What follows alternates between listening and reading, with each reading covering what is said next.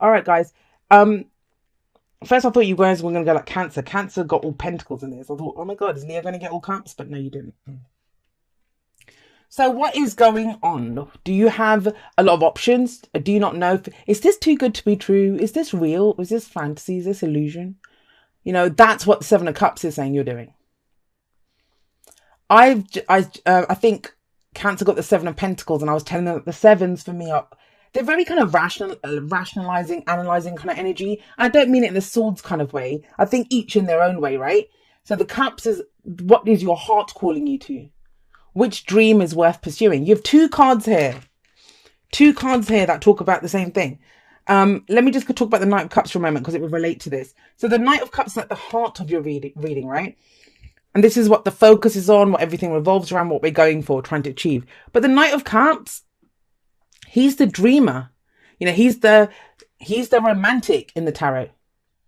And he's been coming up a lot, and I kind of feel like he's there to remind us to get back in this energy, to be the dreamer. Because you guys have had some serious shit going on, let's be honest. You have Judgment coming up then, the bloody Ten of Swords coming up in the present. So, it's not like this is a picnic. I don't feel like this is telling you, Leo, be realistic. I think you guys have had more than a healthy dose of realistic coming up. So, you have to look at what cards are coming up around it.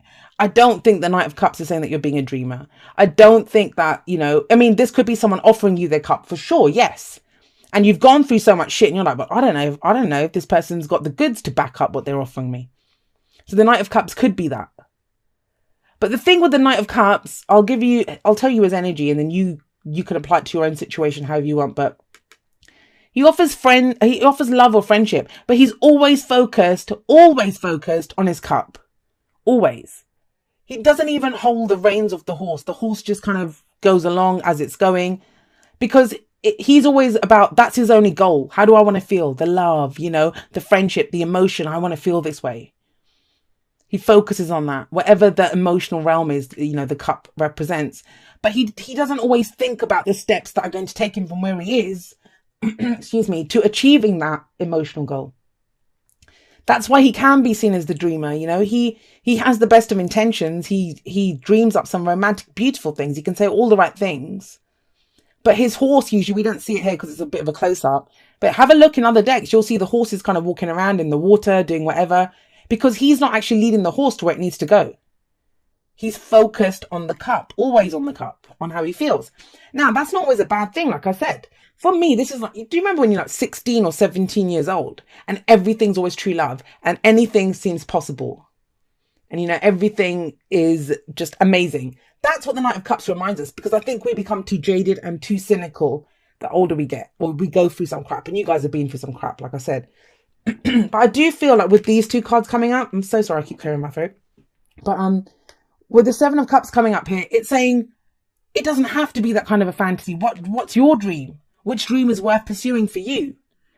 So there's almost a sense here of Leo being afraid to kind of dream. Like it's not like fear. I'm so sorry, Leo. What the hell's going on here? It's almost as if you've dreamt before, everything got wiped out, and you're like, well, I don't know if I want to go again, because look what happened last time. So we have Judgment coming up as the past energy, and this is brutal. Dark night of the soul. This is what nightmares are made of, Judgment. And I know, when we talk about it, we say it's transformation, it's change, it's second chances. It's the phoenix rising up from the ashes. Of course it is. But that bloody phoenix had to get burned to a crisp. I didn't enjoy getting burned. And that's what this shows. Judgment is brutal. For that kind of transformation to take place, we have to be, I don't want to say beaten, because, but brought down to our knees by our situation, where we will do anything to change. It's like, just change this, please. I can't take anymore. Even these people, it's the dead rising up from their graves. They had to die. Now they're all happy. Yeah, they've got an amazing new life coming up. But they had to lose their old life. They had to go through that death of the old. And that's what this is. Death of the old. How does that happen? We look back. We look back over everything. We review it. We have to just think, okay, well, yeah, I got this. And, sometimes this can happen because people come back from the past, or situations come back from the past. Or we relive things, even if it's just in our heads, we relive them. But we have to let them go. This is about release, a judgment call, drawing a line under it once and for all, so we can have that new life, so we can turn and face our futures without fear, right? And I think what you guys had to face because of this is some betrayal. There's been some betrayal, or you went through this and dark night of the soul, all of this, and rock bottom. That's where a lot of you are at the moment. This is in the present. Ten of Swords is rock bottom. Like, you've had to hear some shit from people. You know, this is overkill. You would never have expected it. And it is overkill. The Ten of Swords is always overkill. You don't need 10 swords to kill a person. You need one. There's someone who's making sure the job's done. But what is the Ten of Swords? It's rock bottom. The worst has already happened. And I think that's this, whatever this was in the past. This could be last week, last month, last year. But wherever you are right now, it's almost if you still feel that. You've been at rock bottom. But there is a new day dawning in the background. We always see that. The sun's rising. A new day is dawning. And I know the person looks dead, but it's about pulling those 10 swords out and getting up and going. Like, the only way's up now. You know, it's so cliche to say, but when you're at rock bottom, what else can you do? You are at rock bottom. That's what this is. And it's kind of, it kind of feels like you're at rock bottom, and then there's this kind of glimmer of hope. And of course, can you imagine if you've just gone through this and somehow you manage to survive it? It's the tarot, guys, bear with me. But you know, rebirth and death is all one thing in the tarot. This has happened to you, and someone came along with this kind of fantasy 7 cups, kind of, he rides in on his white horse offering his cup. Yeah, you're going to think, what the hell's going on here? Is this for real? Of course you're going to think that, right? That's what it kind of feels like this week is. Where you're trying to figure out, is this for real? How do I feel about this? You're kind of shell-shocked. Now, where it leads is we have the Page of Pentacles. So if it's the advice I kind of feel is look at the details. Don't get caught up too much. Usually I say look at how you feel, right? Look at how you feel. And yeah, look at what your dreams are, your heart's telling you. But then look at the details of what's being offered to you. Because underneath the Knight of Cups is the Page of Pentacles. Some of you might be dealing with water sign, Cancer, Scorpio, Pisces, but it doesn't have to be. It doesn't have to be. Or a younger earth sign. This is Taurus, Virgo, Capricorn. But the signs don't own the cards, right? So we have the Knight of Cups here. And this is, look at the details, ask the questions. This is, yeah, words are great, you know, all the flowery emotions, poetry, brilliant, fabulous. Give me the details. That's the Page of Pentacles. He looks at the details. He makes sure everything is on the up and up. And it can be something that starts off small. And, you know, that might be the way to go, it's saying. Baby steps. Take baby steps. It could be an offer that comes in, but does it offer you stability or security? Because trust me, that's what you bloody need after all this. Now, this may be, because a general reading, right? So the messages could be for the other person. It doesn't have to be for you. In which case, if you're offering this to someone, you're thinking, hang on a second, how the hell do they think I'm too good to be true? Like, you know, what's going on here? It's because they've just gone through this. That's why. That's what's going on. So take it slow, take it easy as the Page of Pentacles. But make sure there is some movement. There is some kind of offer. There is something small. Like, go for coffee or something if you're trying to meet someone. And I know I'm trying to make it about relationships, but it's just, when something hits us this hard as this, it's usually relationships. You know, friends, family, lovers. They're the ones that know us. They're the ones that can cut us to the core, right? But it doesn't have to be. Some people are so into their jobs. In which case, God, if this happened to you at work, I'm surprised someone's not suing someone, like, you know, because it's bad. It's bad, whatever happened. I'm not advising you to sue, by the way, because I don't know the situation, but, you know, it's that, it just feels, it's awful. I can't imagine something awful must have happened to cut someone to the core like this at work. And then why would you think it's too good to be true and be all kind of, you know, emotional and stuff about it in a positive kind of way? So I don't think this is a work reading. I think it's to do with some kind of relationship. But yeah, that could be with a work colleague. Maybe they did it to you, right? But someone that you're emotionally invested in. Or now they're coming back with some kind of emotional investment. You're like, whoa, hang on a second. Look at what the hell I've just been through. But look at the advice, guys. It's the card that flew out for you guys. It's the Four of Pentacles. All he has left are these Four Pentacles. You know, and if we imagine if it's the same person who got stabbed by, and swords are our thoughts, our beliefs, our ideas, and, you know, how we communicate them. And this could be that someone that we trusted betrayed us, deceived us. This is the worst thing that could have happens to us. You bet after someone's gone through that they're going to hold on to what's valuable to them. So this is not a bad card, you know, I don't actually believe there are any bad cards, but of course you're going to know. It's good to know what's of value to you. You've gone through Dark Night of the Soul. You bet you know where you're vulnerable and what is valuable to you and what your safe space is and what your comfort zone looks like. But this card's telling you, if you stay here, if you stay holding on to this, you won't lose it. You'll keep it. No one's going to take it from you. You're good. But there will be no change. You will not move from this. This guy, it's a risk. Yes, admittedly, the card says it's a risk. But he has to go and invest the pentacles. He has to go and spend the pentacles. He has to do something with them to get more. Or he won't get more. And that's where the Page of Pentacles comes in. You know, it's saying start small, guys. Start small. If someone's coming in like this, it's like, get off your horse. Let's just go for a coffee. Do you see what I mean? Or this could be the person that did this to you. I'm not really getting that. I don't really think it's the same person.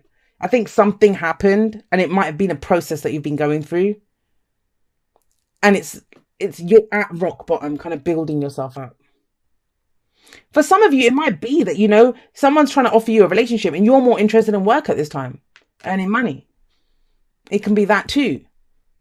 Then it's the choice, I think, between like the Knight of Cups, that, yeah, it'd be nice, that would make me happy, but what will make me happy? Well, I think doing this would.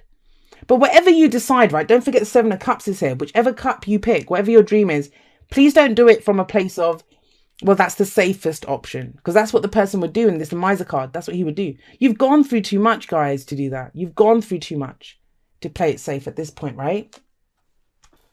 No, there's 3. Leo, you guys always do this, I swear. Even fire signs on Instagram, I think it's you guys. They always get extra cards, and I believe it's Leo energy.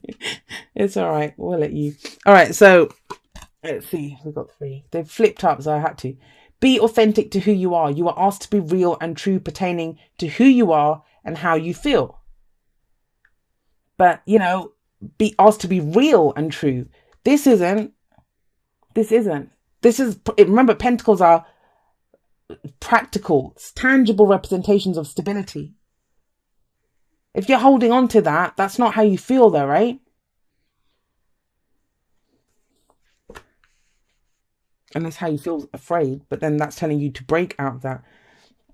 Act as if your partner is here, whether you have someone in your life or not. Act as if they are with you, so you will always consider them.